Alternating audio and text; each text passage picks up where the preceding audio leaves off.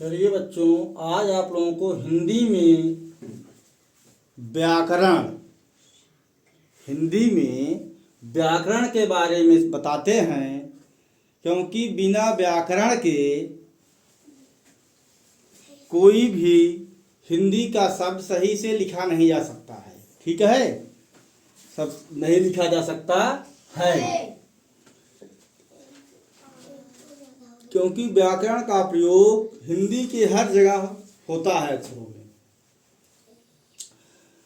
तो हिंदी में सबसे पहले है विलोम शब्द। क्या है? विलोम शब्द। देखिए, विलोम शब्द का अर्थ होता है उल्टा, उसका जस्ट उल्टा शब्द बताना होता है। विलोम में क्या होता है? सबसे पहले जो शब्द का हमको विलोम बताना है, उसका एकदम अपोजिट उल्टा बताना है। ठीक है, जैसे यहाँ हम लिखे हैं सत्य, सत्य का विलोम हो गया असत्य। रात का दिन। प्रकाश का उल्टा हो गया अंधकार। भाव का भाव। गुण का दोष। अगर किसी व्यक्ति में बहुत अच्छे गुण हैं, कह दिया जाए उसका विलोम बताइए, तो सबसे अच्छा गुण है तो उसका विलोम हो जाएगा दोष। ठीक, तो विलोम शब्द में इस तरह से जो भी शब्द हों, हमने तो केवल 5 शब्द लिखे हैं, बहुत सारे शब्द हैं। तो विलोम जब किसी शब्द का पूछा जाए, आपके दिमाग में यह सोचना है कि इसका उल्टा क्या होगा। सबसे पहले आप जैसे देखते हैं दिन, इसी से अनुमान लगाइए, दिन का उल्टा रात हो रही है। दिन का उल्टा रात हो रही है। उसी तरह से जैसे सत्य का असत्य हो रहा है, प्रकाश है तो उसका उल्टा अंधकार हो रहा है, ना कि रात हो रही है। ठीक है, प्रकाश का उल्टा अंधकार होगा, दिन का रात होगा। नहीं तो प्रकाश कई रात कर दीजिए तो गलत हो जाएगा, क्योंकि उसका सीधा सीधा उल्टा अर्थ नहीं है। इसमें जो शब्द पूछा जाए उसका सीधा अर्थ जो हो उल्टा वही बताना है।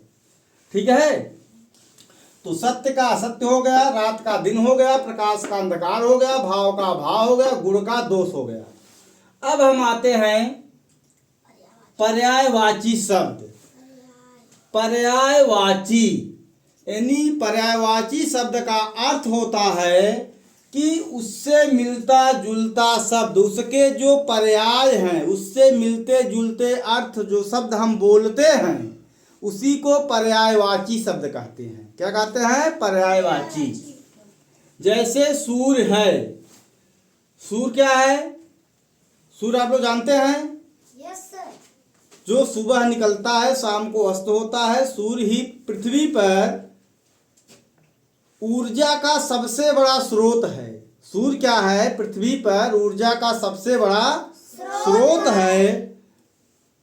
अगर सूर्य न रहे तो पृथ्वी पर मानव जीवन संभव नहीं है, क्योंकि सूर्य के बिना अगर प्रकाश नहीं मिलेगा तो कोई भी चीज़ें जो हम लोग खाते पीते हैं वह भी हो नहीं पाएंगी। ठीक है, उसके लिए सूर्य का प्रकाश जरूरी है। तो सूर्य के से मिलते जुलते शब्द उसके क्या हैं? दिनकर है, दिवाकर है, रवि है, भानु है, भास्कर है, आक है, आदित्य है। ऐसे शब्द जो है उसके मिलते जुलते हैं। अगर इसी का पूछ लिया दिनकर का पर्यायवाची क्या है, ठीक है, दिनकर का पूछ लिया जाए तो सूर्य भी आ जाएगा, दिवाकर आ जाएगा, रवि आएगा, भानु आ जाएगा। इसमें से किसी का भी पर्यायवाची, जैसे भानु का कह दिया जाए, भान शब्द की पर्यायवाची बताइए, तो भान की पर्यायवाची रवि, दिवाकर, सूर्य, दिनकर, सूर्य। तो आप सूर्य, दिनकर, दिवाकर, रवि भी कह सकते हैं। इसमें से एक शब्द निकाल करके उसके जो दूसरा शब्द है उसके सब पर्यायवाची हो जाएंगे, क्योंकि उससे मिलते जुलते अर्थ के सब ये शब्द अर्थ हैं। ठीक है, आकाश। आकाश हम लोग जान ही रहे हैं, पृथ्वी के ऊपर क्या है? आकाश है। तो आकाश को गगन कहते हैं, अंबर कहते हैं, अंतरिक्ष कहते हैं, नभ कहते हैं। ठीक, तो आकाश के सब पर्यायवाची हो गए। अगर इसी में आपसे पूछ लिया जाए अंबर की पर्यायवाची क्या होगी तो क्या होगा? आकाश, गगन, अंतरिक्ष, नभ, यह हो जाएंगे अंबर के पर्यायवाची।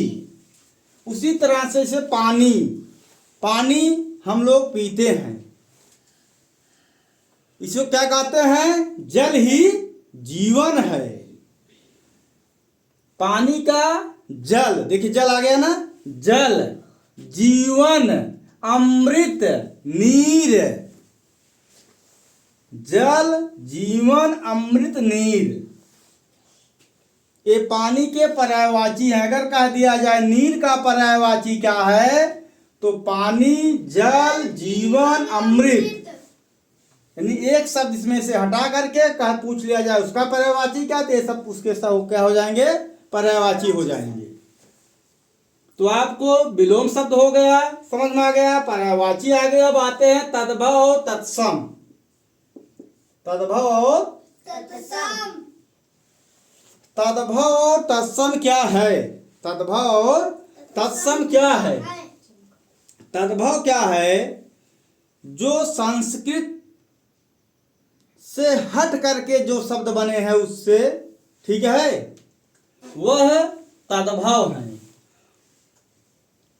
जो संस्कृत से शब्द हिंदी में आए हैं, जो संस्कृत भाषा जो हमारी है, संस्कृत से जो शब्द हिंदी में प्रयोग हो रहे हैं वह क्या है?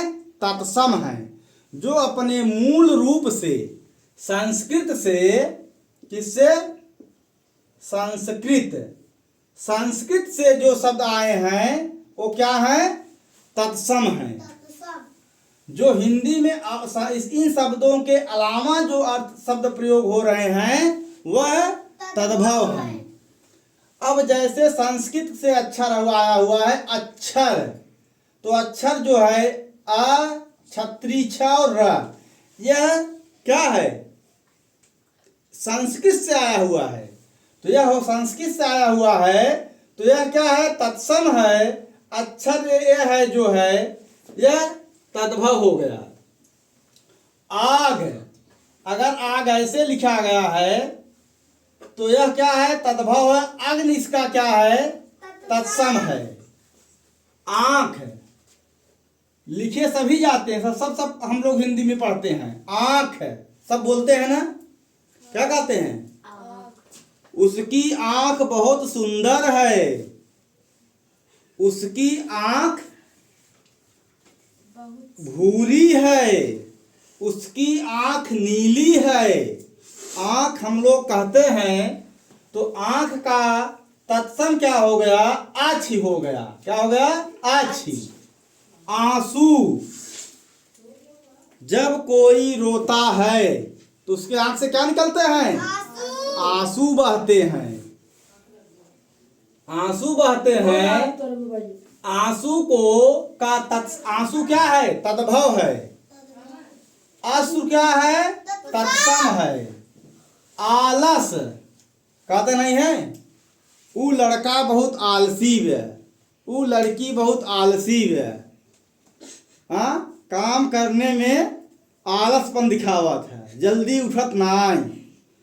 तो ये हो गया आलस, तो इसका तत्सम हो गया आलस्य। क्या हो गया? आलस्य।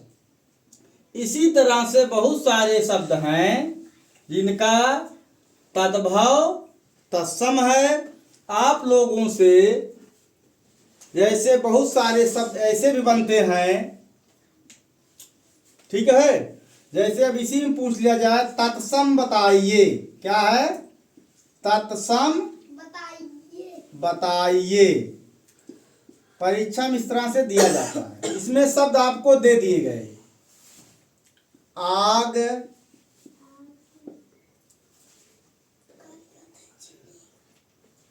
अच्छी, आलस्य,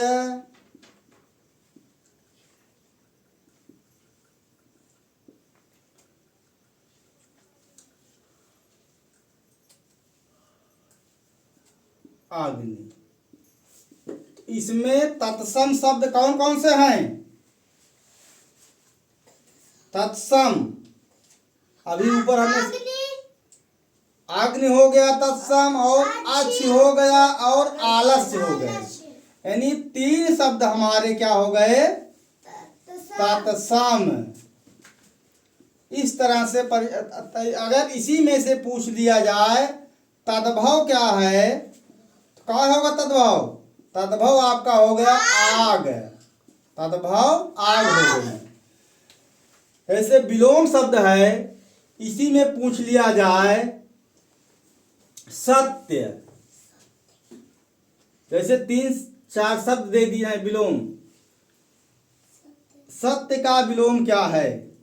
असत्य। सत्य का विलोम आपको छांटना है। इसमें दे दिया रात, दोष, गुण, असत्य। तो सत्य का विलोम हो गया असत्य। इस तरह से जो है सत्य का विलोम असत्य हो गया। ठीक है।